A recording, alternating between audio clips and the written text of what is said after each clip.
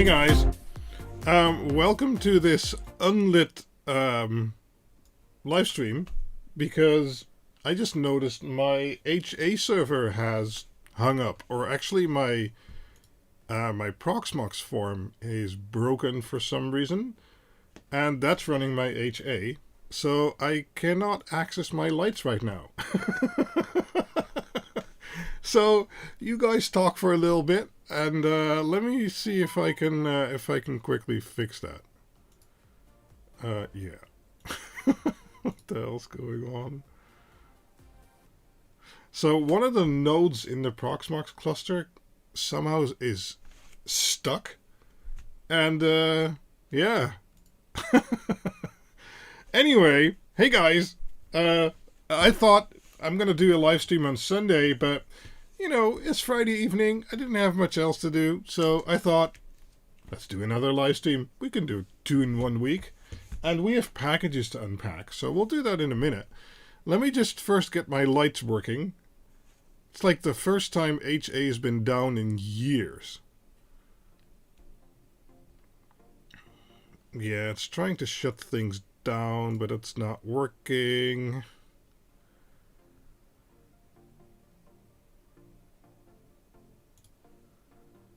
Unexpected status. Migration aborted. Failure to run. Yeah.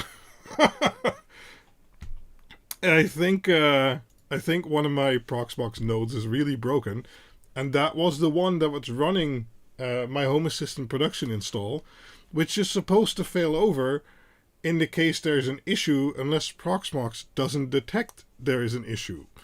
And that is the situation right now. So let's see if we're still getting a reboot here. Connection refused. Okay, sure. Let's see if it's going down.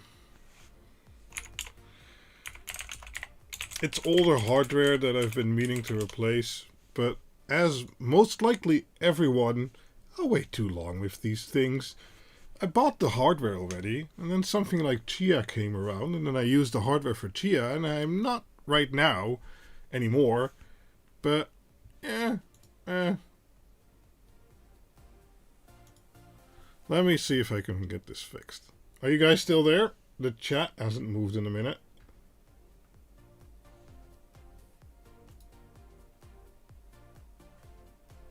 Let me know if you guys are there. Everything looks alright. We are Gonski, still here. Okay. Now, how do I get this node to reboot? Can I do an SSH to this node? I cannot. Connection refused. It's really, really, really broken. Is it rebooting? It is not.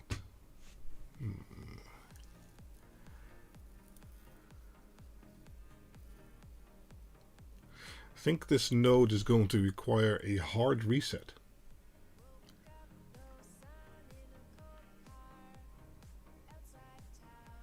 Because it's kind of like taking my VMs hostage. Okay, 1 minute. Let me slap a server real quick. Hold on.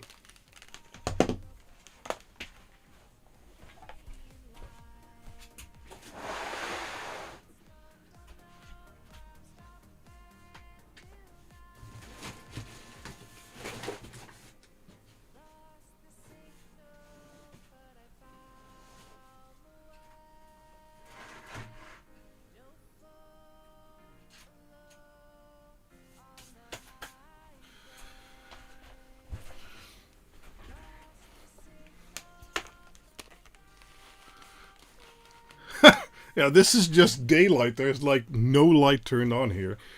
But that is soon going to change. So, although it's okay for now, it won't stay like that for long. I guess I could turn on my my LED feature here. Ha! Look at that. And then make it do stuff. Well, if it's on a Sonoff, how would I reach it if Home Assistant is down? Let's make the wall do something. I don't know. Let's do this. There we go. Let's make it some random colors. Pretty cool. Okay, whatever. No, I couldn't SSH to the server. I could still ping it, but it was kind of stuck in its reboot cycle. And let's see if the node comes back and if I'm then able to access my VMs or if it's totally broken. It's always a possibility with old hardware. Yeah, okay, you could log into the Sonoff directly, but I don't have this HA setup to do all those things. I just want it to be running. And my servers crash more often. As I said, they're really old hardware that needs replacement. But so far, HA just fills over to one of my other nodes and problem solved. So let's see if it comes back. At least Proxmox now knows it's down. And I have replicas on the other nodes. What chat am I seeing in the video? The exact same one you're chatting in.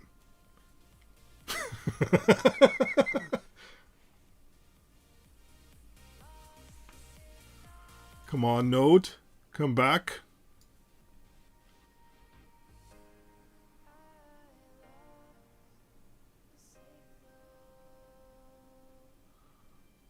And the music is saying it lost the signal. That's funny. That is actually correct. Okay, it's not coming back. So it might have just completely died. I'm going to give it one more reset and then we'll continue regardless.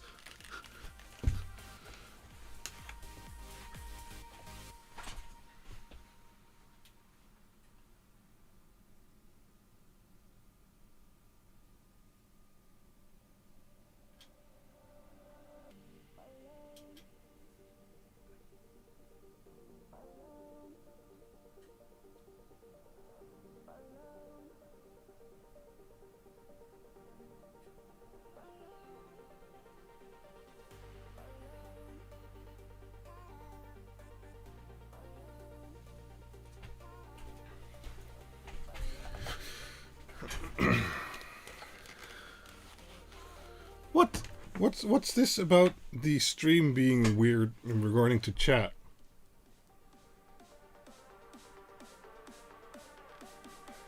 Maybe he's behind, so he needs to refresh the YouTube video and then he'll be at the live part instead of like 30 seconds or whatever behind. Come on, server.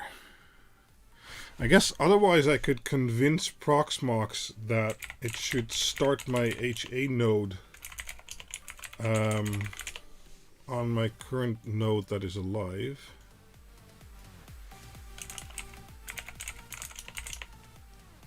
Oh god, what was it again?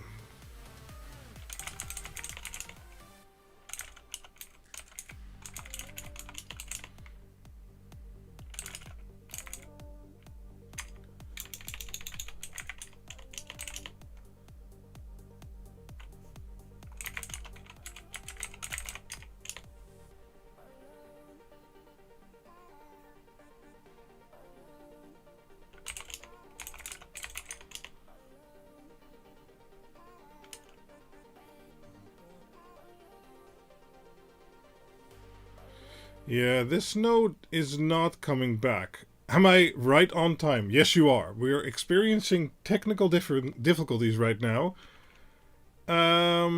Let's see if I can actually move this node to another server.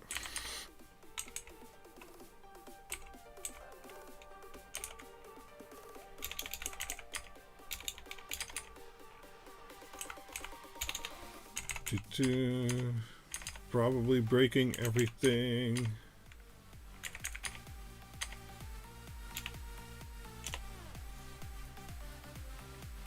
Okay.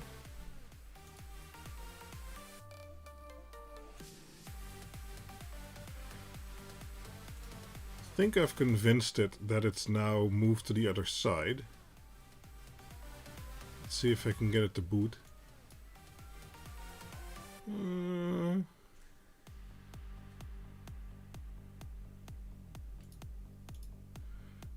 Looks okay.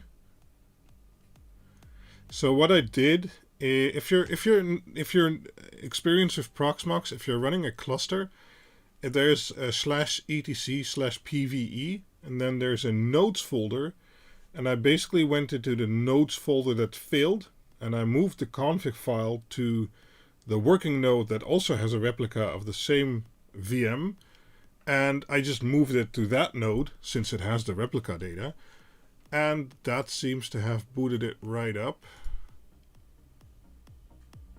It's not available yet.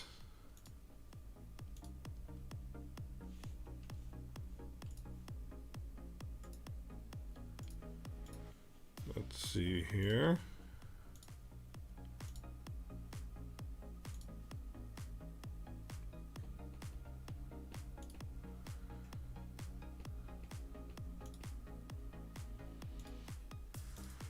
Yes, I have Lovelace.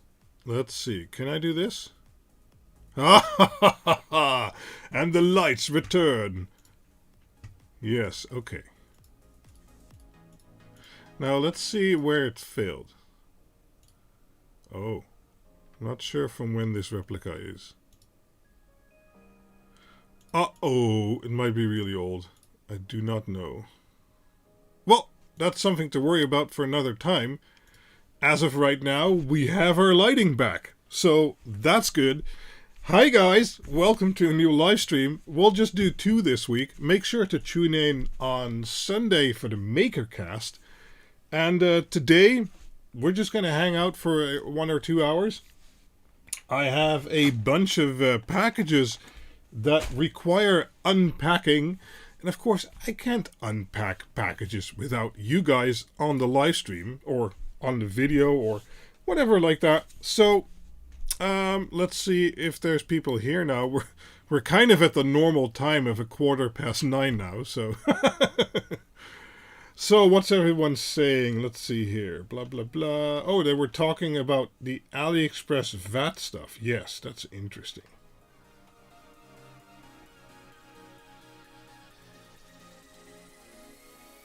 So, as they were saying, and as I've been looking at myself too, Aliexpress has joined the pre-announcement VAT thing that you can do, and that means that if you now start to pay for an order, I guess we could try and show you.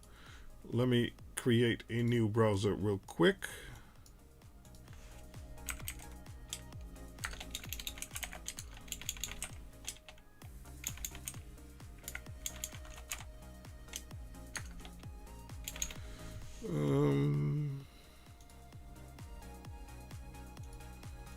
Because that is very interesting to look at. Because before we were all afraid, well, we can't use AliExpress anymore, and it's going to be too. There we go.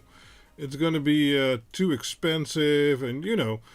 But right now, if we go into AliExpress, and I believe we're logged in. We're not logged in. Let's log in. Let's do this one. Yeah, let's not show all those things, AliExpress. Thank you. Anyway, let's say we want to buy a bunch of resistors. Okay? Yeah, we want, I don't know, we want these, continue shopping, and I need some of these, and I need some of these, and we need some of those too. Okay, so we have a bunch of resistors in our cart. So if we then go here, and we select I want to pay for this order, nothing has yet changed. As you can see, we have the subtotal and we have the shipping costs. We save a bit on shipping because all the shipping methods are the same. But if we then hit buy from seller, there is a new field here which is called VAT.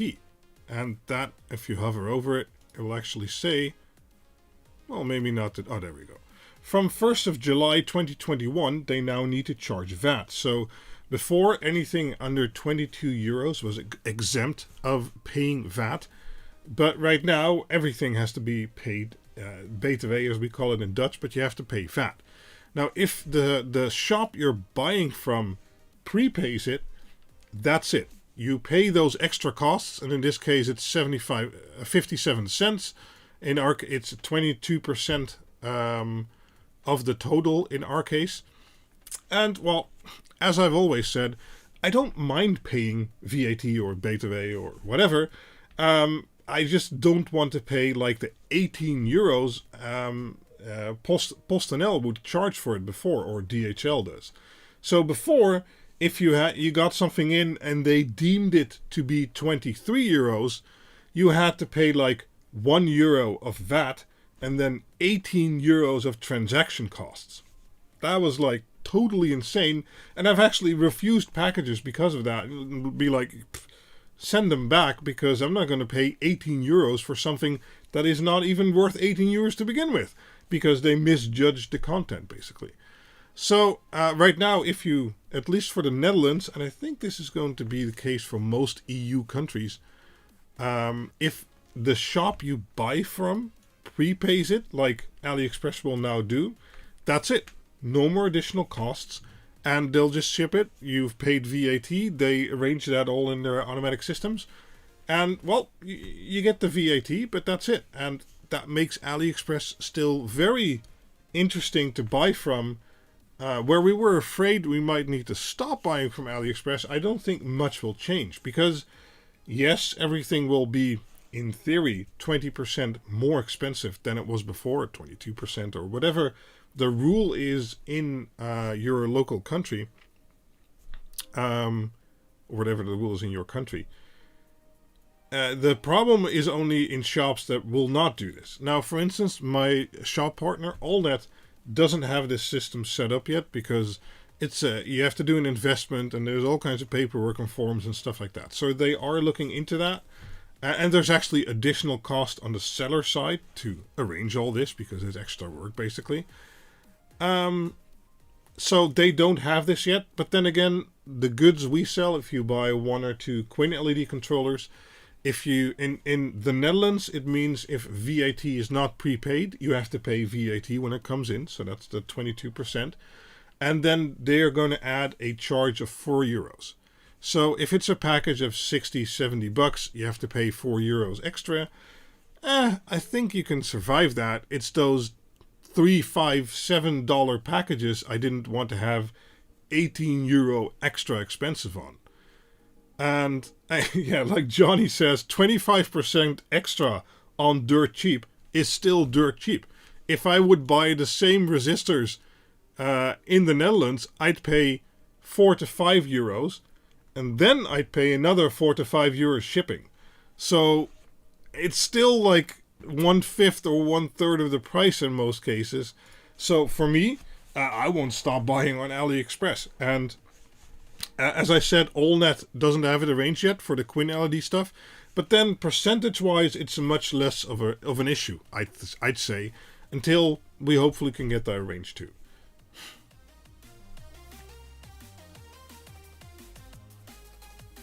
Okay, so Steiner says we had to pay VAT for AliExpress, eBay, Amazon for the last year. Cool. Yeah, so Johnny, those fees in Sweden and in, as you mentioned, Greece, are those now going to go away since they are prepaying it? I'd imagine so.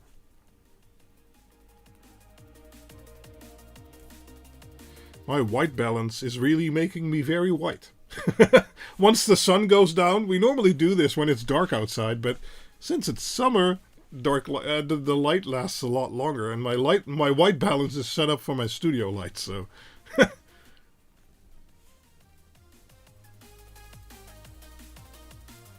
The ratio between part for projects and finished projects is widening rapidly. But in another way, it's actually good, because before I'd struggle to buy something that's like 30, 40, 50 euros, because I knew I'd have to pay import tax anyway. I was fine with the tax, but then there was this extra fee from the shipping company that easily was like 16 or 18 euros, making the whole ordeal quite expensive. That's now gone. So in some ways, getting certain packages has now actually become cheaper than it was before. So I don't think it's a bad deal. Yeah, the fees are only when you buy your non-VAT paid stuff. Yeah, so for Aliexpress that's now fixed, and as I said, we're looking into it with AllNet. I hope we can arrange that pretty soon, but I'm not really in control of that, so I can't say too much about that. But I don't think it's a bad thing that's happening. I mean, I never had an issue with paying tax. It's just those extra fees, and those are now gone, or at least a lot lower. So yeah. Oh, and as MSX Droid says, sometimes AliExpress has been really busy sending up local EU warehouses, so often I can order from Spain or France or Belgium or Poland or whatever, and then we already didn't have to pay VAT, or it was in the price, but you know, so that was a good deal too.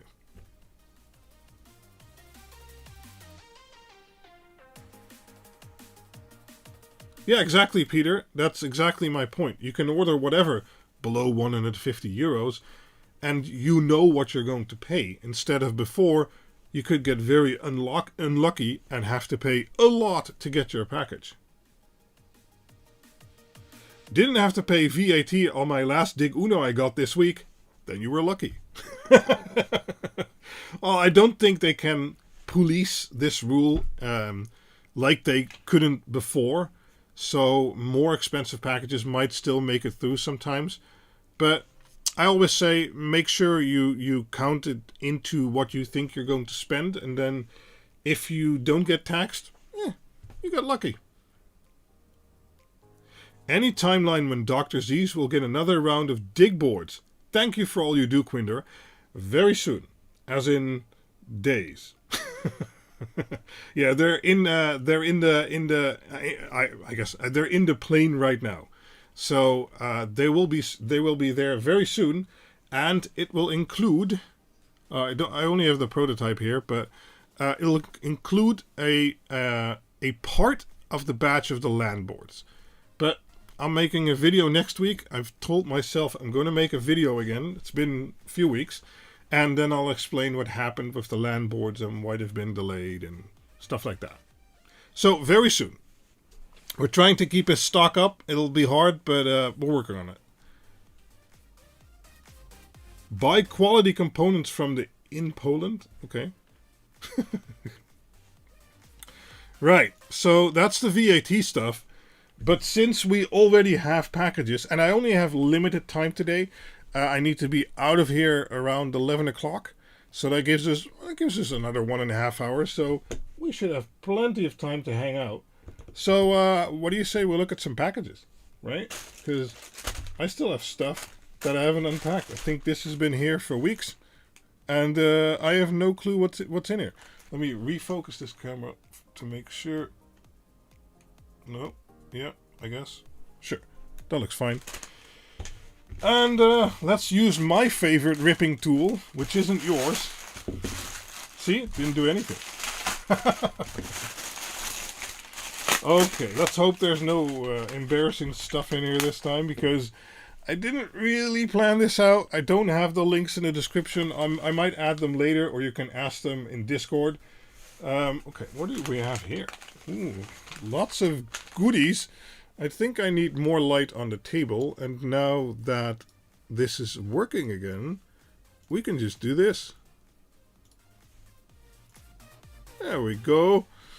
Ah, right. These are the DC-DC converters that I also use on, for instance, the QuinLED-Dig-Uno DIY design. And I'm working on some new stuff. And for instance, this is one of those DC-DC converters, but then down to 3.3 volts.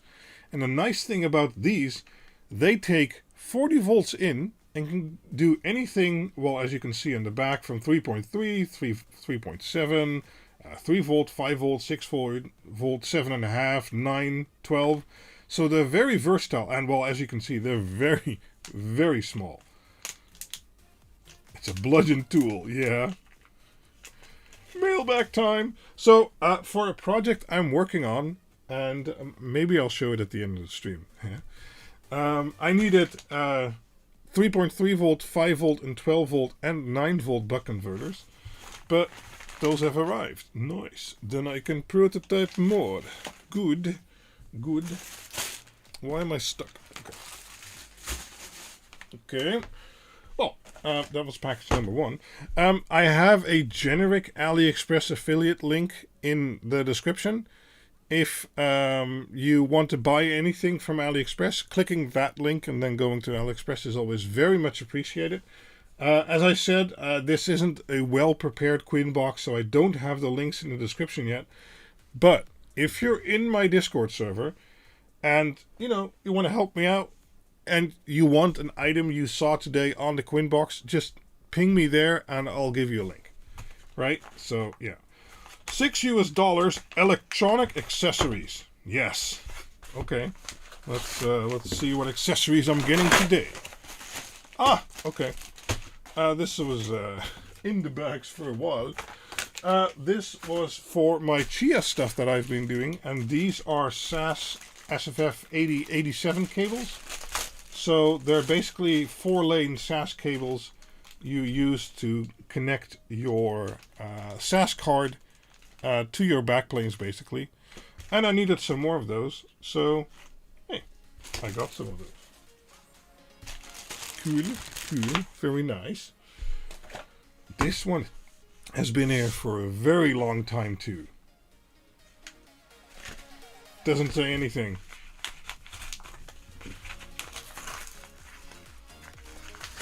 What's in here? Oh, why did I buy these? Don't remember.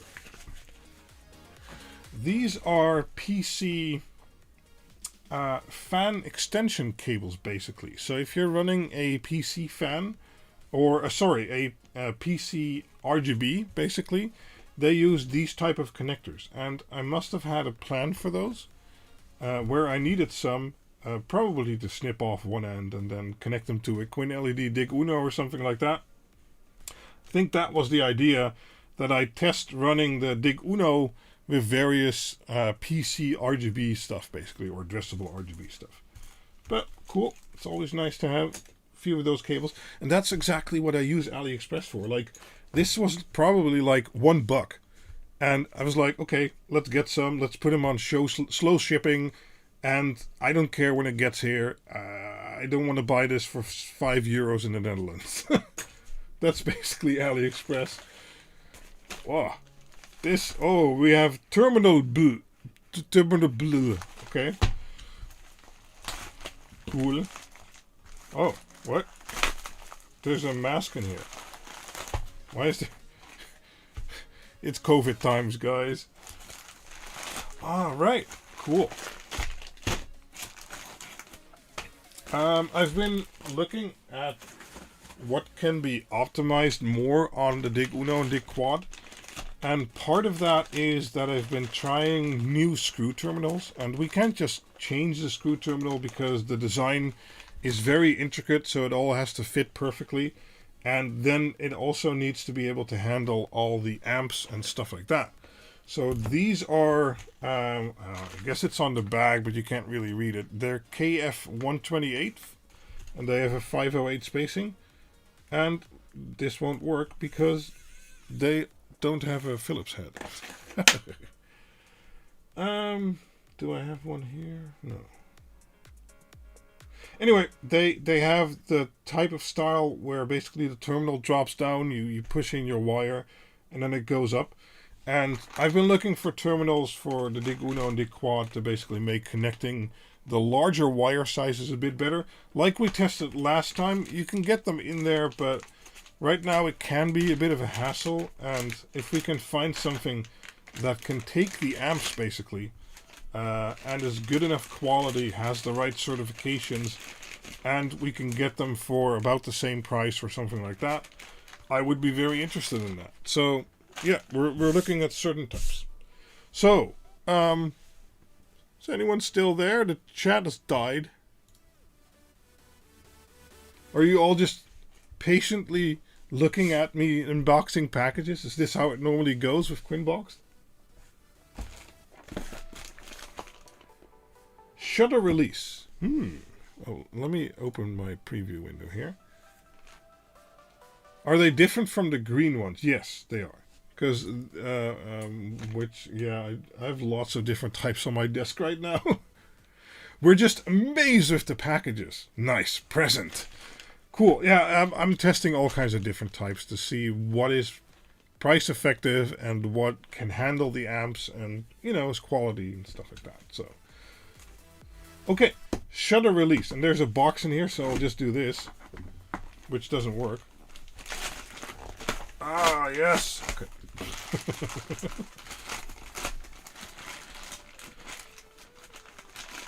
Yeah, background noise info while browsing Aliexpress after clicking my link. Okay, love the product descriptions, creative packaging. Yeah, that's for sure. Okay, let's see what's in here. Okay, well, this is a very non-descriptive box, but, shutter release is pretty clear what it's going to do.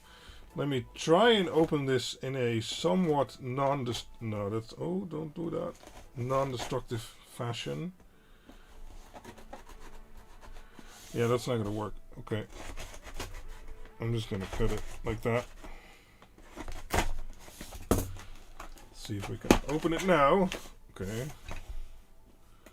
piece of tape is very stubborn. There we go.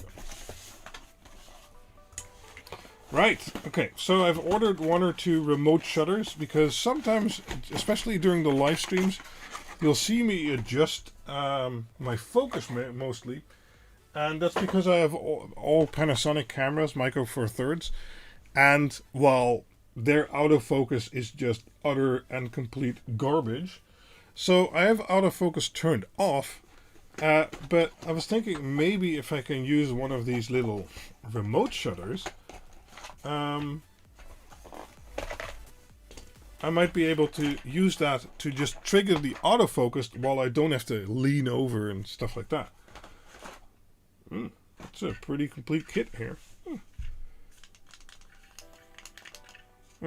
So this is the transmitter and this is the receiver, but it also has the button. Okay. So it hooks up to the camera, I believe, through the audio port. Days without accident 0. No, days without accident long time. Yeah, just half press the shutter through the remote. And this kit looked interesting, and it has these symbols, so I think this should support. Yeah, it feels like. Yeah, if I half press it, and then fully press it. Yeah, there's 2 clicks there, so that should be good. Oh wow, they even included the battery cell. Interesting. Do we immediately want to try it out, or does this... Oh, this also needs batteries. Okay, I don't have those here. Well, I'll try that out later. Cool. Yeah, from super safe tool to open scissors and instant puncture wound. Yeah, well, that would be very fitting for me, so, Okay, let's put this box over there. What else do we have? Footwear. Now, sometimes I order stuff for the girlfriend. I think this might be one of them. Wow, okay. We're not gonna see. Okay. Yeah, I think this is one of them. For some reason, she has like a rasp for her feet. I don't know. I don't use this. But it's a pet egg professional, and they sell these on Amazon in the Netherlands, but they're just clones. So I thought, hey, oh, buffer. Uh-oh. Okay, is everyone back? So I thought, yeah, well, if I'm gonna get a clone anyway, maybe just order the clone into China's. I don't know how this works. I don't even want to know how this works. Supposed to be really good for your feet. Well, awesome. My other half has an angle grinder. What the? Okay. Okay, no problems here. Okay, some had to reload the page. Not sure what's going on, but... Let's readjust the picture a little bit. There we go. So yeah, if you want to rasp your feet like they're cheese, these are great, it seems. I don't know.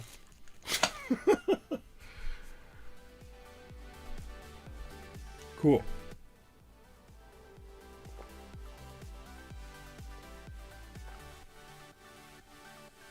It blipped, but it's fine now. YouTube backend issues. That's not good.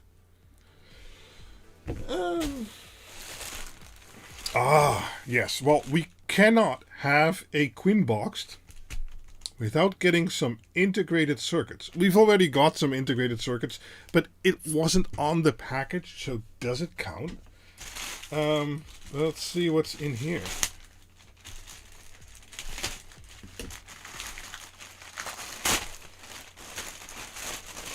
Oh no, it's one of those multi-package things.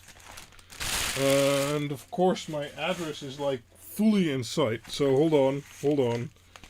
Oh yes, multiple times. Yes, thank you Aliexpress for ruining my unboxing experience.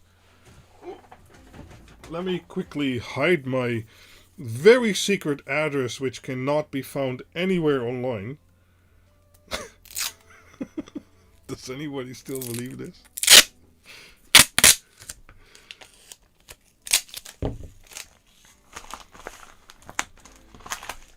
After making so many QuinBoxes, it's inevitable that my address is going to leak out. But, you know, we can act like we still care. There's one. Looking for a good LED diffuser. I have tried the aluminium, but putting too much glare on the TV. Oh.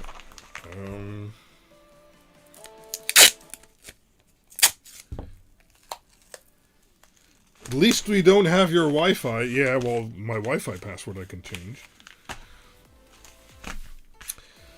Okay. Almost done. Oh no. This tape is like the most crappy tape. It was like from the Baumarkt and it said okay tape. Well, it's barely okay. I wouldn't call it great. It's meh. Meh tape. That'd be a good tape brand. What kind of tape you need? Kind of needs to stick. That's it. Okay. Well, let's go for package number uno here, and let's move these out of the way. This is a very weird cutoff, but okay. Let's see what's in here. The risk of doing live, yeah, for sure. Okay. These are some extra infrared diodes that I wanted to test for a certain project. So they're just, you know, TOW 92, I think. Something like that. And they're infrared receivers for if you want to use WLED, for instance, with a little infrared remote. Cool. Needed to test those. Oh, nice. So, I have some stuff planned around I2C, and it'll take a while before that becomes available and stuff like that. But these are all... Let me up the light again, because it's getting darker and darker outside.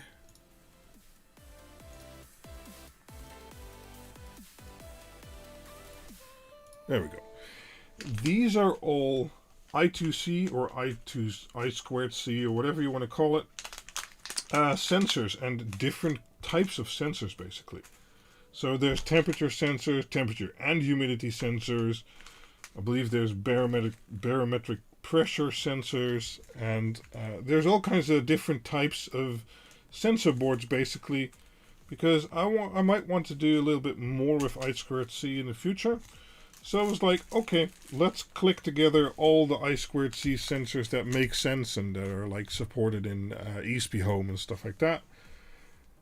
Give me one meh tape for my meh repair. Yeah.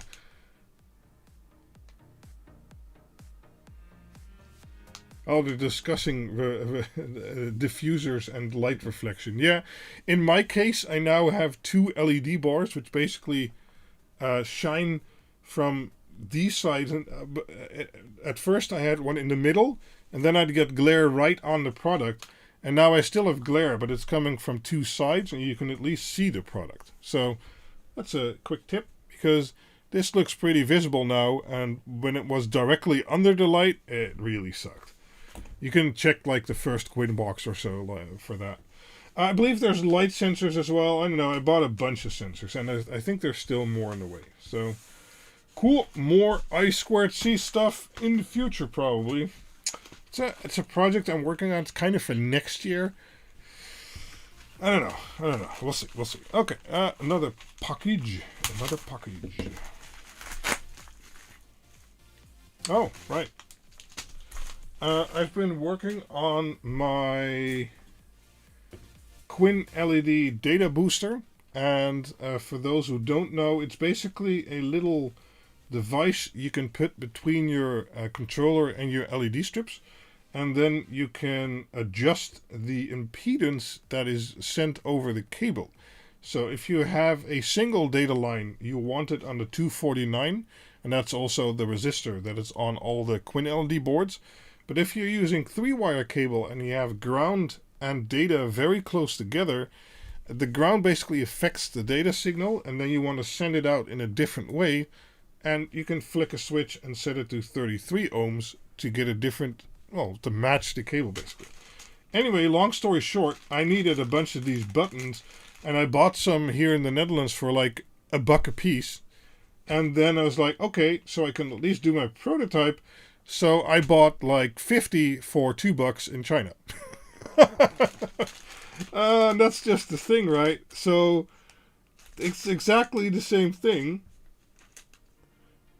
Just in the Netherlands, they're $1 a piece. And in China, I can get 50 for $2 shipped.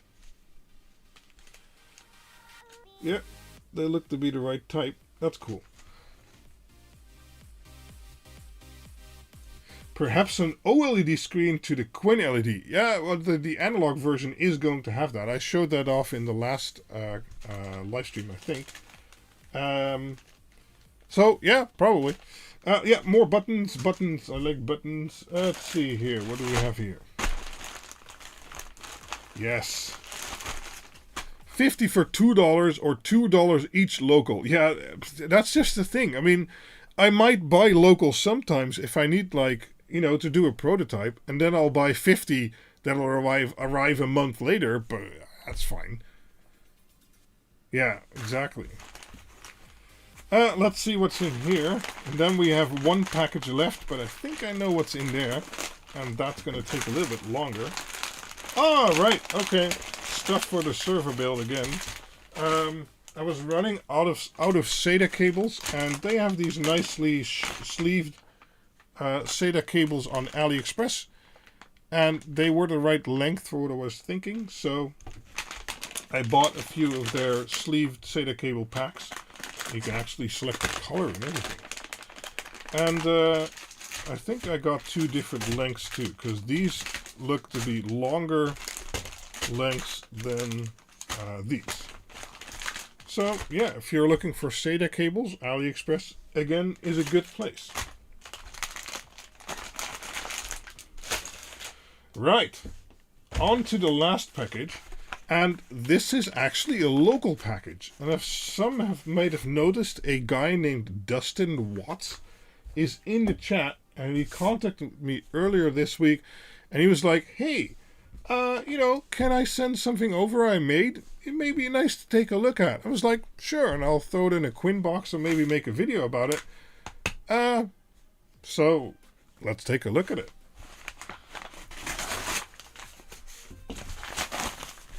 Oh wow, it's a better bubble envelope than the Chinese use. That's for sure. What are you using extended SATA cables for? I missed it. It depends on the chassis you're building in, if you need either a longer or a shorter SATA cable, basically. And so, because I was running out of stock of SATA cables, I bought some long and short ones. Okay, we have this little box here. It has a sticker. Oh no. Open that. Wow, this is well packed, Dustin. Oh, okay, some screws fell out. So we have a ESP32 Touchdown. And, well, it says it on here. It has an ESP32 W Room 32D, just like my ESP32 boards have, for instance. But then it has a TFT screen, which is a touchscreen. And, it has a battery regulator, battery management IC. It has a serial chip on there, micro USB, micro SD card, battery voltage divider connected to GPIO 35. Okay. It has a buzzer, 12 unused DPIO, so you could do other stuff with that. And then a stemma connector, and it's I2C. Cool, I can use some of my I2C stuff on it. Okay. Let's take a look at it. Is there more in the box? I don't think so. It's a nice little box. I like it. Okay.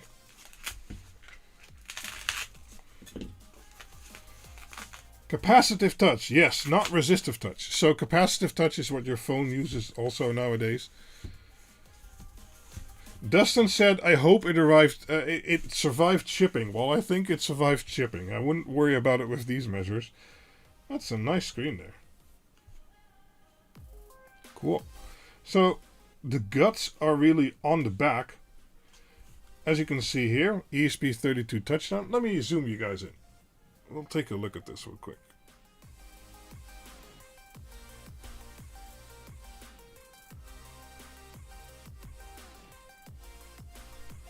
There we go. The shaking will stop in a minute. Apologies if you get seasick. So, okay, we have the USB-C here. There's a little button, which I don't know what it does, so I'll leave it alone for now. The screen is most likely connected using these flat ribbon cables. Serial chips and capacitors. This is the stemma I2C connector. Yeah. Okay, ground 3.3 volt SDA and SCL. Okay, cool. I know from the pictures on the website this is the button. Then we have the headers broken out, and we used very nice SMD header or SMD pins. That's cool. Boot and reset the ESP. Cool. What do you say we hook it up and take a look at it? I mean, we still have time left, right? Yeah, it's at 10 till 10 over here. So we should still have about an hour. And let's see if we can play with it. So the idea of what this can do, it can be useful for people who stream, like me. But it can also be used basically as an extra input device. So from what I understand, this can make a BLE connection, so Bluetooth connection with your computer, and with that you can program actions that it needs to do. Now it can do that in any program, but if you set up hotkeys in like OBS, for instance, well, then it can perform those hotkeys by pressing a button. Free touch deck, yeah, and this is the ESP32 Touchdown version from Dustin Watts. And if you looked in the description, I already included a link to it. So what do you say we fire this up? So let me zoom it out a little bit again, because this is way too close. And then I have to hold it up. See, this is why I need that that focus button. Cool. It looks very well made. That's awesome. I always like black PCBs. Those look awesome. This is even the matte black version, I think. So that's not cheap. Yep. Yeah. Oh, thanks, Johnny. That's awesome.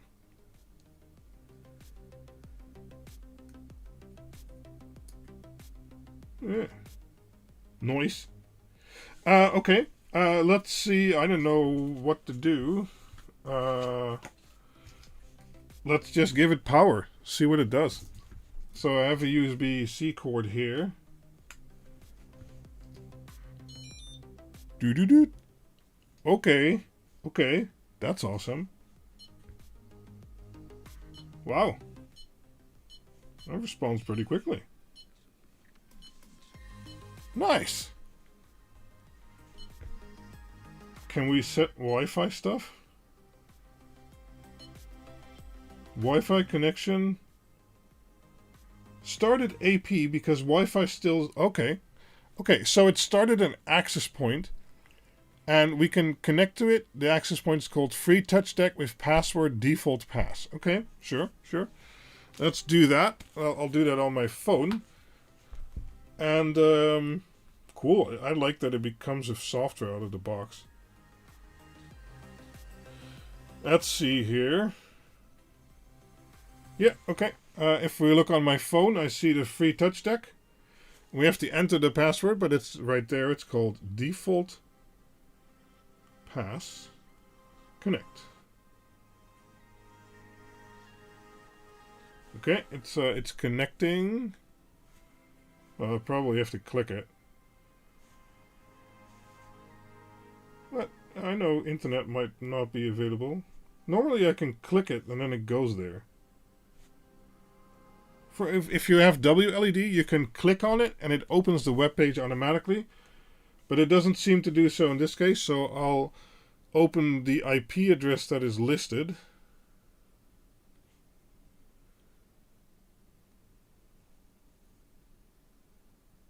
Yep, that worked. Oh, okay, hello PWM. Okay, that worked. Oh, the menu is very small. Okay, I can just zoom in. That's fine. So I'm thinking we go to Wi-Fi. Ah, okay, and here I can fill in my Wi-Fi SSID and password. So I'm just going to do that real quick.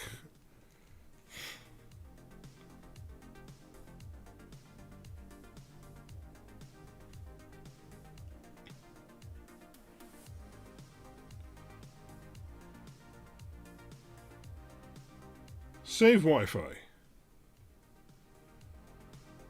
Okay, it asks me if I want to restart it, so let's do that. Restart.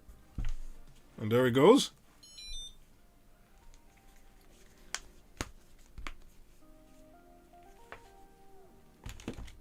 Okay, let me check on my router which IP it got, because I do not have MDNS.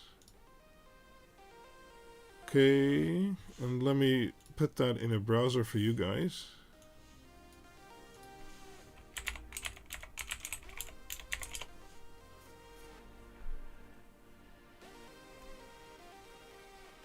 Yeah, so I've noticed before sometimes if something joins my Wi-Fi, it might need to try again. Let me see.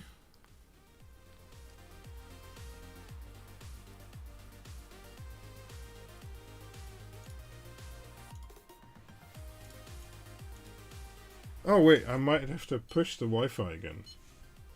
Ah, right, connecting to Wi-Fi. There we go. Okay, there we go, that's it. So, let's go to my Chrome scene, and while it's still here on the desk... oh! Andy! Here's my lurker fee. Hey chat, hey Quinder, bye chat, bye Quinder. He's doing other stuff that's important, so he can't be here tonight. Too bad. Oh, that's a good question, Peter, if you want to use it for something else. I don't know if ESP Home has all the code integrated, but Dustin himself is here, so he'll probably be able to tell you that. And as we looked at before, it's using a ILI9488 touch screen with the FT62x6 capacitive touch controller. And you can look up in ESP Home if those are supported. And if those are in ESP Home, it'll likely work. So, okay. Okay, yeah, well, the IP is actually on the screen. Okay. So, now that we have that, we have the configurator here. And I'll zoom it in a little bit. There we go. So, what we can now do, as far as I know, is configure the menus on the device. So, for instance, you have button 1 here. It has a certain icon, and then you can have it do certain things. So let's see, we have the home menu. Right, those are the 6 buttons, including the settings menu, okay.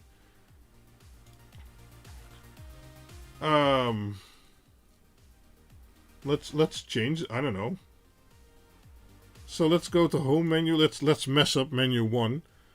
Let's call it question. Okay, save. And I want to configure more. Okay, let's go to menu 1. And let's call this, let's make the icon a spanner. So in menu 1, icon 1 will be a spanner. And let's have it type a letter. Let's have it type A. And action B also should be a letter, and that will do B. This is very original. And then action C will, action 3. I think this is probably if you hold it longer, but we'll see. We'll see. I don't know. And then we have button 2. Let's call button 2, I don't know, home. Can it do like, I don't know, helpers? What is a helper? Option keys. Oh, right. Okay. Oh, maybe we can have it turn on caps lock for us. No. Oh, arrows. Cool. Okay, okay, okay. I'm just going to make it into a typing board. Do we have an arrow icon? No, we don't. Well, let's make it splash. And then arrow, and let's make this one go to the right. And then button 3 will also make it splash. And we'll also do arrow and make it go to the right. So now we can type A, B, and C, in theory. And then we can make it go to the left or make it go to the right. But so basically you're going to be able to use the screen to make it do commands on your PC, right? So let's save this, and then I guess we have to restart because I believe it uses BLE, so Bluetooth Low Energy, and it can't use that while the Wi-Fi might be active too. I don't know. So let's see if it saved our changes. Yeah, okay, cool. So if we look here, the first button is now a question mark. And now we have our 2 splash buttons and our... I don't know how this works, but we'll have to see. So we have to connect it. Info. Oh, versions. Nice. Okay. Cool. Cool. But how do we... Is it just available as a Bluetooth device?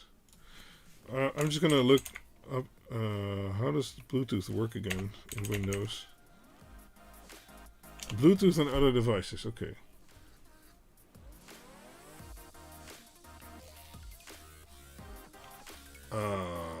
Add, I guess. Bluetooth. Oh, okay. So in Windows, I just went to Bluetooth. And then I said add device, and then I got a pop-up and it says free touch deck. So, okay, I'm clicking on that. Okay, your device is ready to go. Nice. Okay, it's connected and it sees, oh, it sees it as a keyboard and it has 100% battery. Cool. So, let's open Notepad, because I think I have a Notepad scene here. There we go. Is this our Notepad? Yes. So we have Notepad, and in theory I programmed the touch deck to send keyboard commands. So let's go to the question mark and let's hit, oh, it's ABC all at once. Okay, so I'm not sure how those 1, 2, and 3 actions work, but at least we have ABC. And then we programmed... Oh, we don't have the... Hold on. We don't have the view. Let me... Hold on. Yeah. Let me copy this.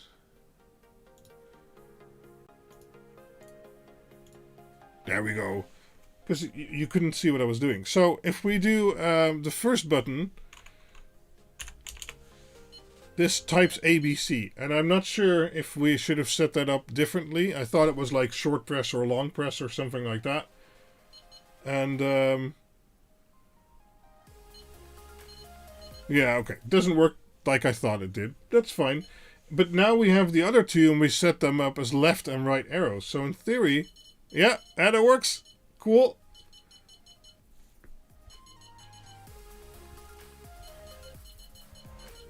Yeah, so now I can use them as left and right keys because, well, that's what we programmed. Cool. What does YouTube button do? Question marks? Okay, it doesn't do anything yet. Firefox? Okay, these are just examples, but there's no buttons programmed inside. Okay, so let's go to the Wi-Fi again. Because you have to enable the Wi-Fi to be able to program it again, basically. I guess I could make this bigger.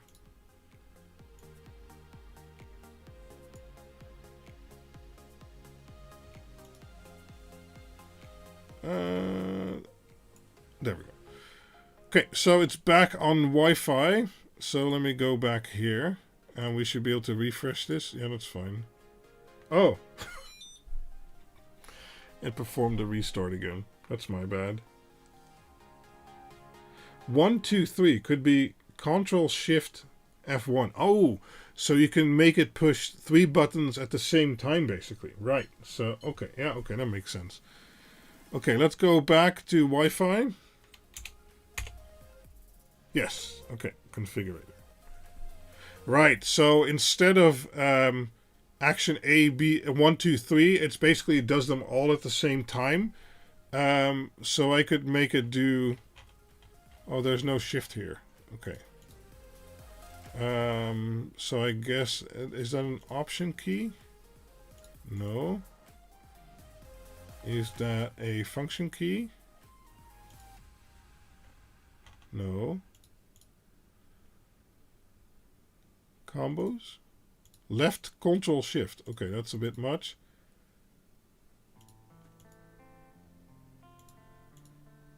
Media key, no. Letters, no. Did I miss it? No, this is Control. Oh, left Shift B. Okay.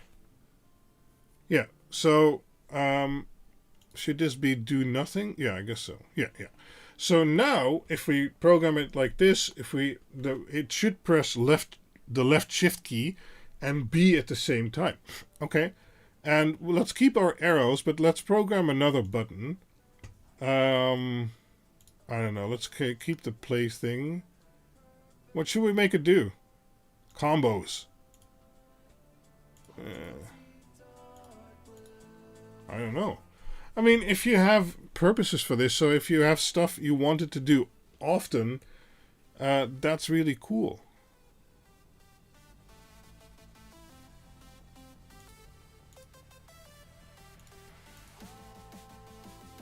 I wonder if we could make it start a program. Probably, but I'd have to dive into it a bit deeper. Media keys. Okay. Function keys. Right.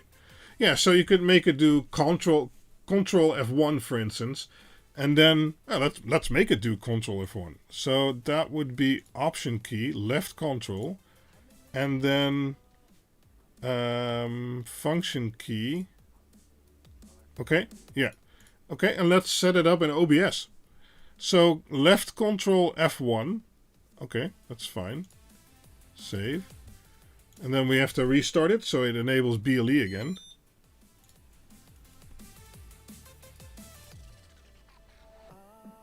I guess we go back to the notepad. Because now, I'm not sure if it's still connected, we'll see. Yeah, there we go. It's now doing a capital B. And we can still do left and right.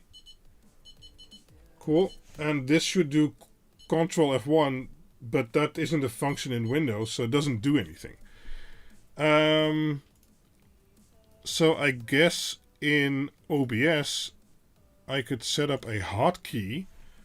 And let's see what we would want that to do. Alright, switch to scene.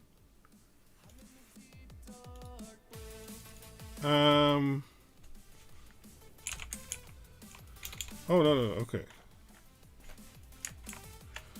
Switch to scene is Control F1, but then to which screen does it switch?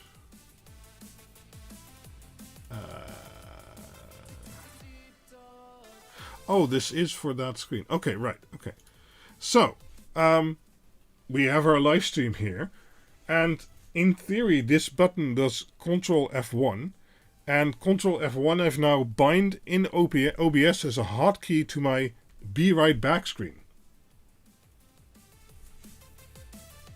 Nope.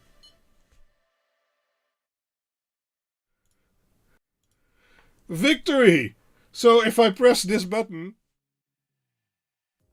Yeah, that works. Cool. So you can use it as a scene switcher in OBS. Because you can program hotkeys very easily in OBS. You just, there's all kinds of actions you can program. That's an awesome little device, Dustin, you have there. And it's working perfectly. I mean, I just have a random Ugreen Bluetooth stick plugged in. Because the PC I'm on doesn't have Bluetooth, but that's like a $2 Bluetooth dongle. And then, especially if you're like streaming or you have certain software where you use certain functions a lot, you can just program the little thing here to do exactly the keys you needed to perform that action. So I could even see me using it during video editing for like cutting the end of a clip or cutting the front of a clip or splitting it in half. Those could all be dedicated buttons. Instead of having to find the button on my keyboard, I can just have this at the same time.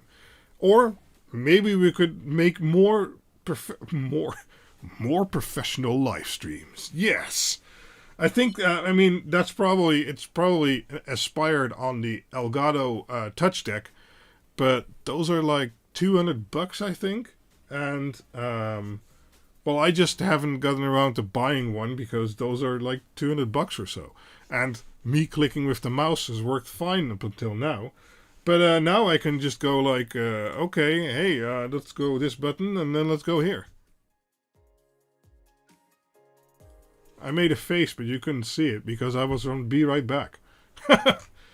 What do people think? Let Dustin, who made this thing, who's in the chat, let him know what you guys think. Let me read chat, because I haven't read chat for a little bit. Johnny Bergdahl has 6,000 icons to use for this thing. Wow, okay.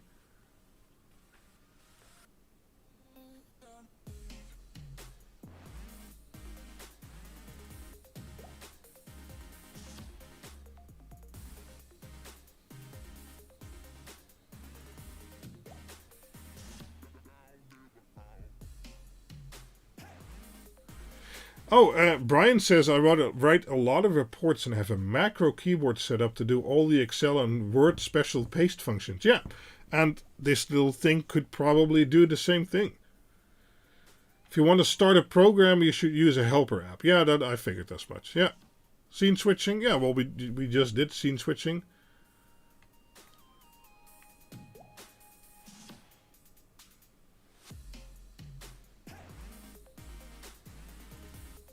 Cool. Ben says you could use something like this. Yeah, it's a neat little device. I mean, and it's pretty responsive too. The buttons are, and if you look at my finger, they're easily big enough for my...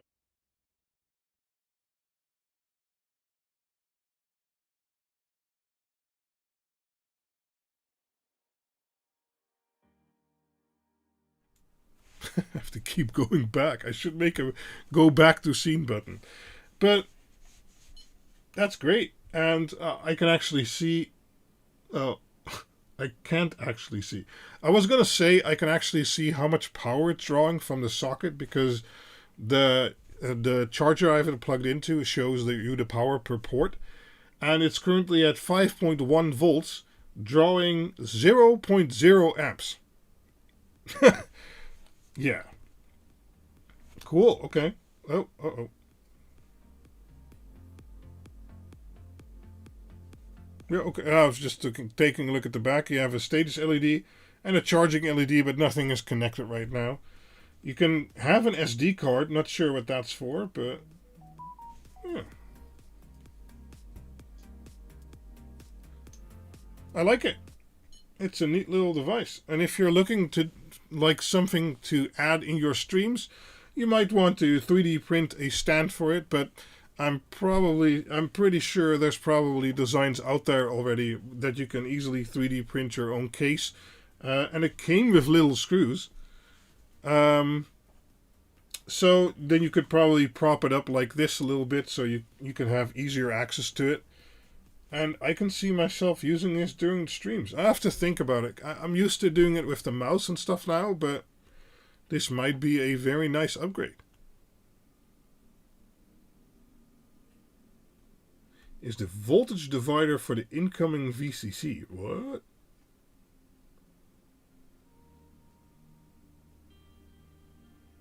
Case design is in the repository, Dustin says. Awesome.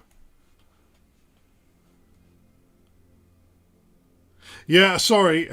I went to the Be Right Back scene, but that indeed cuts my audio. So that was maybe not the smartest thing, but, you know. Very cool. Well, thanks for sending it over, Dustin. I'm not really sure what else to say about it right now. What's the Z button? The Z's. Oh, you can turn off sleep or turn it on. So if it's... Oh, or is the brightness hooked up? Yeah, okay, cool. Okay.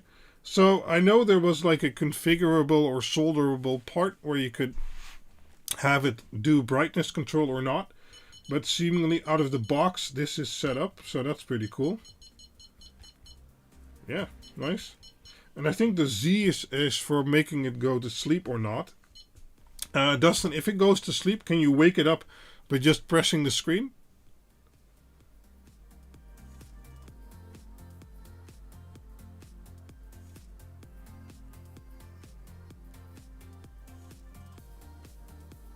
Yeah, exactly, Mr. Bitrip. Yeah, I think the whole situation with Aliexpress and the VAT right now, since they've implemented, it's not that big of a deal. I mean, we have to pay a bit of tax. Oh, we should have been paying the tax anyway. So, okay, well, those are the subjects for this live stream. So what do you guys want to talk about? I still have like half an hour left or something like that. See, now I need to refocus my camera, but I can't because it's too far away. Let me just do it like that. There we go. Cool. I like this this ESP32 Touchdown. Isn't the ESP32 such a versatile device? I mean, I use it on all my stuff. But something like this is completely different. But since it has BLE, it makes for a whole different use case. And you can now interface it to your PC like a keyboard. I mean, come on. It's awesome.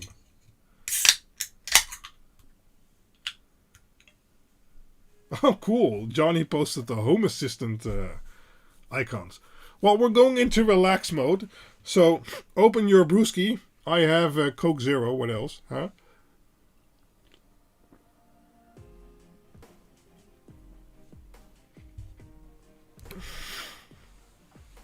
Show us your Dig-Uno flying probe tester that you teased in your earlier video.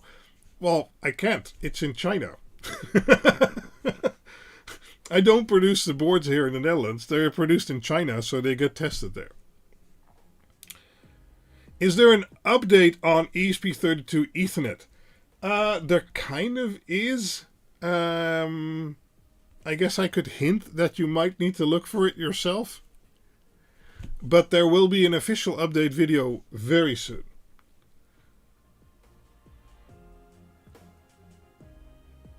Oh, interesting question on Dustin Watts.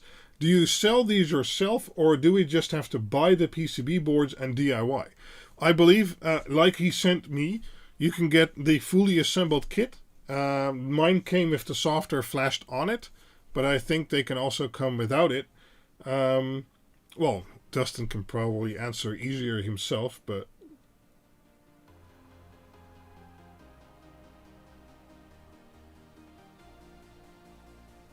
Quinler streams from China? What? What? No, no I don't. I stream from the Netherlands.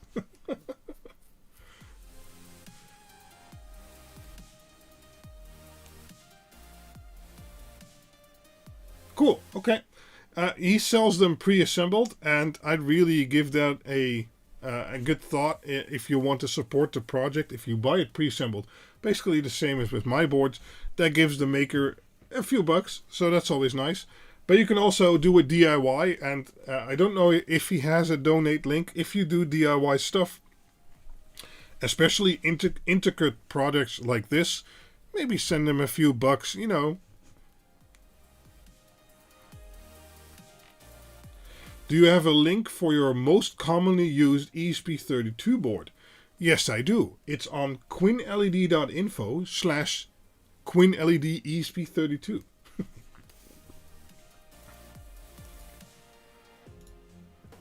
Let me find it real quick.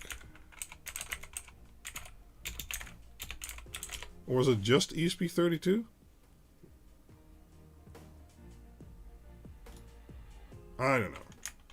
Oh, it's QuinLED. Okay, I have to fix that. Anyway, I mostly use this board because I am totally not partial to using it. It's my own board. And you can buy it worldwide, or you can buy it locally in the US from Dr. Z's. So that is my most used ESP32 board because it's my own board. Who would have thought that? Okay, hope that helps.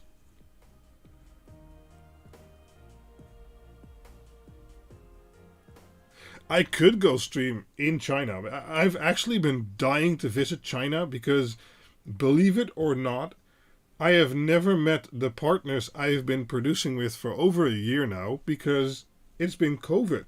I'm not allowed to go to China. And frankly, I don't want to go to China before I have all my shots.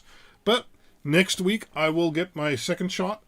And once restrictions go down a little bit, I will certainly be visiting China. And likely, I'm not sure I'll be live streaming because as far as I understand it, internet can be kind of tough in China. But I'll try and make some videos about it, yeah. Where can I find these boards to buy pre-assembled, Dustin? Thanks, says Nicholas Rutledge. There's a link to his GitHub in the video description. And if you click there, you can see all the places he's selling them pre-assembled. I'd love to see a Dig-Uno with attached I2C OLED screen for essential information right on the module. Well, you can do that right now. The 3.3 volt, 5 volt and ground pins are broken out. And then there's at least 4 to 6 GPIOs that are broken out. So if you load the OLED user mod for WLED and then just connect a few DuPont pins, your OLED will be working perfectly.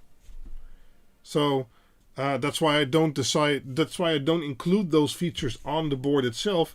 Some want an OLED screen, some want an analog microphone, some want a digital microphone. I don't know what you guys all want, but I can't be producing like 5,000 versions or integrating features on a board that some want and others don't. So using some simple DuPont wires, you can connect up screens, buttons, microphones, everything to the Dig-Uno and Dig-Quad. Yeah, Stranger Parts isn't in China. Did that come up?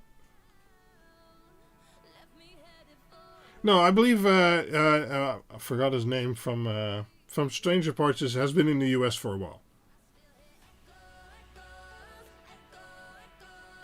It's okay, Nicholas. Well, yeah, if you want to use this big screen, that's something different. There's no code for that in WLED. But for the normal I2C OLED screens, there is easy code you can find. You can hook up 4 wires, that's it. You're done.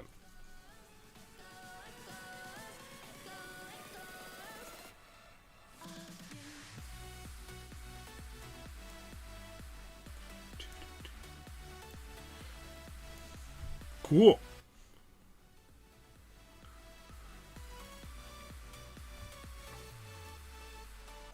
Yeah, I don't really have... Why has my comment not shown up? I don't know. But this one did. Did you make more comments? Just finished mine. Oh, Colin Hickey, okay. 0.0 amps, whoa. Okay, ultra low power, yeah. So this is what Intermit.Tech looks like. Absolutely.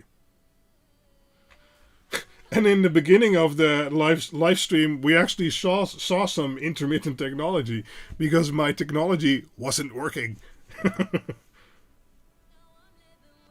No, there's no OLED I2C code embedded in the WLED bin, but you can get the OLED I2C user mod, and that adds it. And then it's just 4 wires, and that's it. I haven't seen any moderation pop up on any comment. Yeah, same here. So I'm not sure where Adam's comment has gone, but gone with the wind.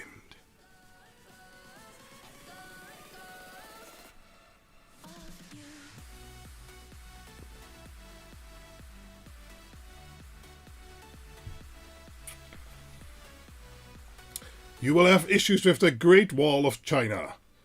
Facebook video calls are a nightmare in and out of China. Yeah, so I don't think I'll be live streaming from China. So it's a tradition that we always show some secrets. Secrets, yes. At the end of the live stream. And I've got something, I guess. Let me get something here. I can't have a secret each week because then I run out of secrets at some point. But a few streams back, I showed off my analog board, or my new analog board I've been working on. And this week, let me remove these terminals, I got a new revision of that. And it's definitely further along. And as you can see, it's actually grown a bit. And more ports have spawned and layout has changed, although some layouts still the same. But it's progressed a lot, and I can't wait to build, well, the newest prototype for my QuinLED AN Penta. Because it's a 5-channel analog PWM LED dimmer based on the ESP32. But you'll be able to plug in a QuinLED Dig-Uno, or sorry, not QuinLED, a QuinLED ESP32 module, like, for instance, this, in theory it should go in. Maybe there's issues in this prototype. That's why it's a prototype. How does this not line up? It has to line up. Anyway, once I've got that figured out, it'll be fine. You can plug in any type of my QuinLED ESP32 modules to get wireless connection with an antenna, or, as we'll be releasing soon, an Ethernet version, and then you'll have an Ethernet connected analog dimmer. That's the idea. Still needs to be tested. This is all preliminary. But yeah, new board is progressing nicely. I'm still waiting for certain components. And once those come in, I'll make the prototype. Would you guys like it if I streamed building, placing the components and building the prototype and see if it works? Would that be interesting? Probably be very boring where I'm like really busy. So Quindor, that is basically what I need for my warm-cooled LED setup. Yes, Johnny, this board would be perfect for that because I'm working on it having very high power handling. Fused connections and stuff like that. And yeah, so would you enjoy live streams where I'm just placing components and we'll see if the board works or not? It's probably going to be hours long and I won't be able to look at chat too much, but yeah. So I have a lot of tests on here, like what size labels can I make and are they still usable, and spacing tests, and I have some routing tests in there. This has actually now become a 4-layer board because otherwise I just couldn't fit it on the board and have high power handling at the same time. The idea is to release this as advanced DIY, and the reason I call it advanced DIY, as you can see, there's a lot more components on here, and you really won't be able to build this without at least a hot air gun, but preferably a solder plate. But those are like $20-30 now, so yeah, but this will be a lot more advanced than my current DIY projects, but I'm still thinking of releasing a DIY. Johnny says, can be worse than BitLooney stream programming. Yeah, that's true. But it's still, I like hanging there too. So that's why I ask. Prototyping live is fun. Yeah, that is a great idea. Streaming building a new product. Cool, okay. Sure. And do remember this is still months away. Okay, so even if I make prototypes like this and now this one, you can see the evolution there, maybe this won't work at all. There's lots of experiments in there. There's already things I want to change, and building these type of boards takes months, if not many months. So, yeah. What Adam says just cost me 90 British pounds to ship a tiny box to China. Yeah, I shipped stuff to China sometimes too. It's expensive. Yeah, so I've been experimenting with these labels and the bigger and the smaller versions, and you know, I think they look nice. So probably these labels will stay.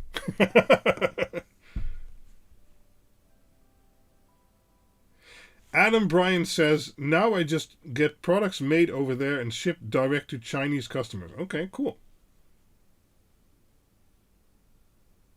Yes, stream the pain, says Skodomoto. Cool. Okay, well, maybe I'll do that. I don't know what day that will be, what time that will be on, because once I get my parts, and it's probably early next week, I just want to build it.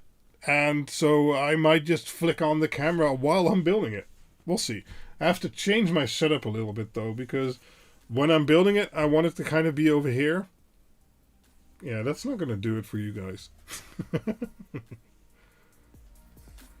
So, oh, right, those DC converters we got earlier. Where's the open bag? I don't know.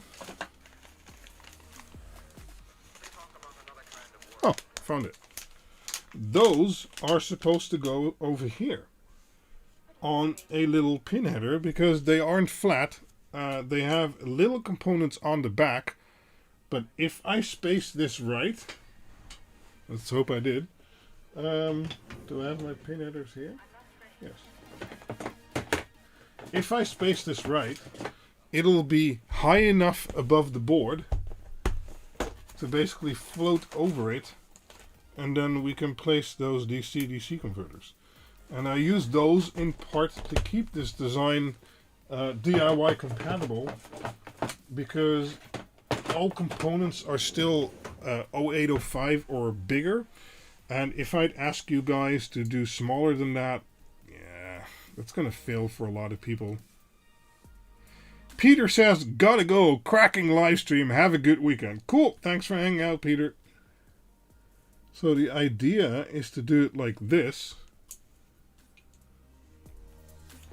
And, well, actually, I should do it the other way around, I guess. Yeah. And then push these through here. And these will basically float above the board. There will be components below it, but I think it'll float high enough. Yeah, you can't really see it on camera. Yeah, there we go. It'll float high enough that the components below it won't be disturbed, basically. But, well, this is a prototype for a reason. I guess we're going to find out. Oh, the touch deck turned off. So the sleep mode was 10 minutes, I think. That worked. It went beep beep beep, and then the screen turned off. Let me see. Okay, yeah, pressing the screen again turns it back on. Cool. That's nice. Anyway, so this is the secret of the week. You know, experiments, trying stuff out. I'm thinking having 3 of these in a row because I needed 3 different voltages could work out. But we shall certainly see at some point. Test. Yes.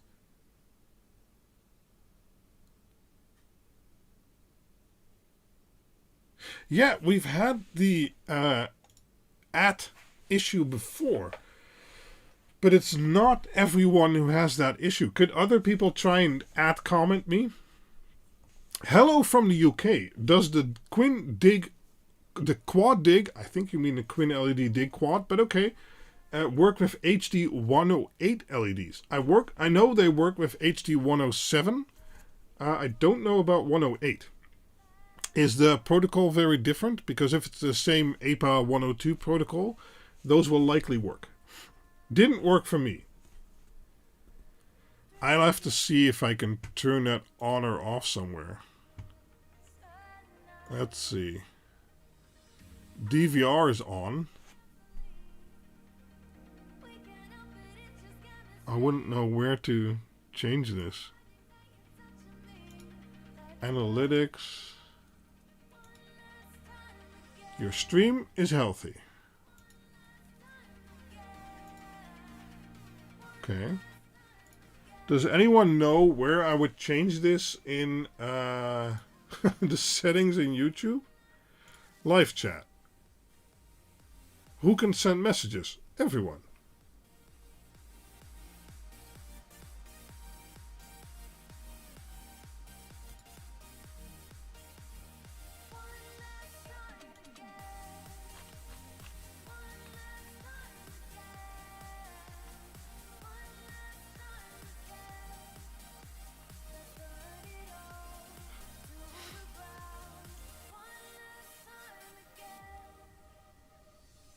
Yeah, I don't see any option to change it. But we've run into this before, so I'll have to look into it again. Yeah. Wait. What was the secret of the week? Analog Ethernet dimmer? Yes. Once this is going to work, and this is a very much prototype, trying all kinds of things board, then it'll likely have... then it'll likely be an analog Ethernet dimmer with 5 channels. But yeah. So I'm giving it another 7 minutes, then it's 20 before 11, and then we're going to cut it off for this time. The HD 108 is high definition, high PWM refresh, high transmission speed. Yeah, sure. But I've used the HD 107S before, but not the 108. So I don't know if the 108 is going to work.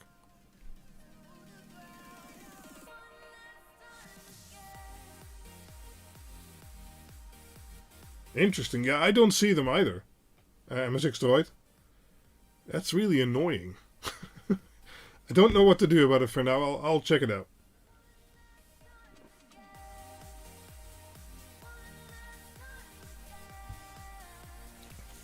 So, do you guys enjoy, you know, these random content videos? This time we had a QuinBoxed.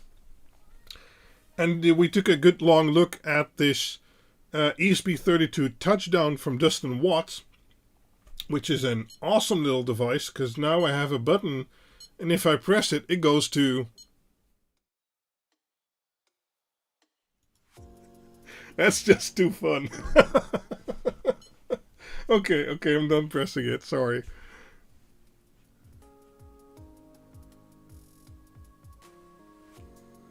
Yeah, YouTube being stupid. It wasn't anything personal blocking you. I need those dimmers in my life. But you knew that already. I did. I'm working on it. It takes a lot of work. So, yeah, well, you know, somewhere this year, I hope.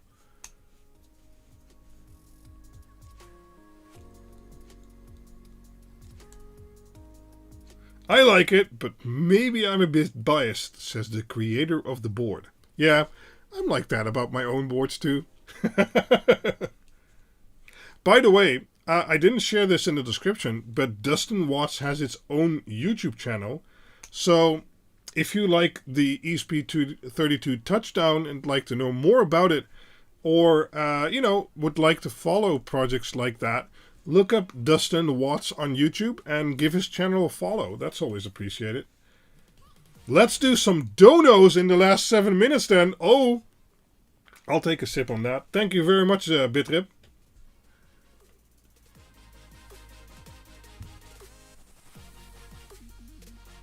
You need to set up a stupid animation button on the deck to rickroll Johnny. Sure. Because it seems like that screen would be awesome interface for around the house. Well, that's the thing. It's right now running the free Stream Deck software, but you can of course make it run any software. And right now it's communicating over BLE, but since it has an ESP32, it has Wi-Fi too, and you can make that interface with MQTT, Node-RED, or Home Assistant and stuff like that. Earlier, some guy said maybe it's compatible with ESP Home, which would make it really interesting. So next to current functionality, it's just hardware, so you can run anything on it you want. That's what I love about, you know, my own products and products like this. It's just commodity hardware set up for a certain function, yeah, but doesn't mean you can't use it for any other functions. But if you buy normal hardware in the shop, they spend millions trying to lock you out as much as they can, and then you have to go hack their hardware because you like the hardware, it's not the software. These open hardware stuff, it's just so much better in my opinion. But yeah, that's why my hardware is, it's not open source like the ESP32 Touchdown is, but it is open. You just get an ESP32 with it, and if you want to flash other software on it, hey, have fun with it.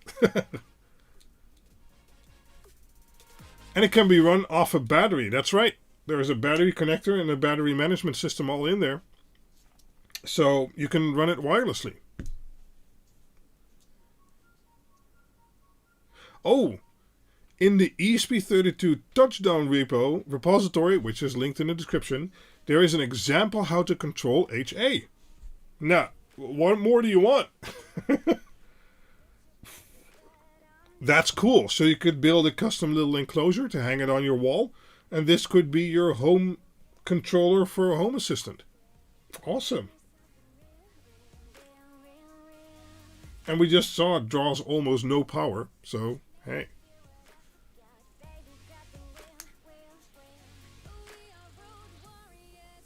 Right. Well, it's 2 minutes till deadline.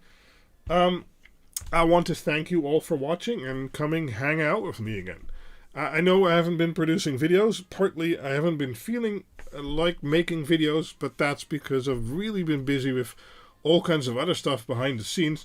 You know, like making this board a reality and making new batches of the Dig-Uno and Dig-Quad available and the Ethernet stuff. And there's lots of things going on. So I try to do these live streams. Hopefully that is appreciated. There will be another live stream on Sunday with the MakerCast crowd. So there will be me and 5 other makers from all over the internet discussing their most recent projects and, you know, hanging out with a few people. But can you connect a UTP cable to it? No, you can't connect the UTP cable to the Touchdown.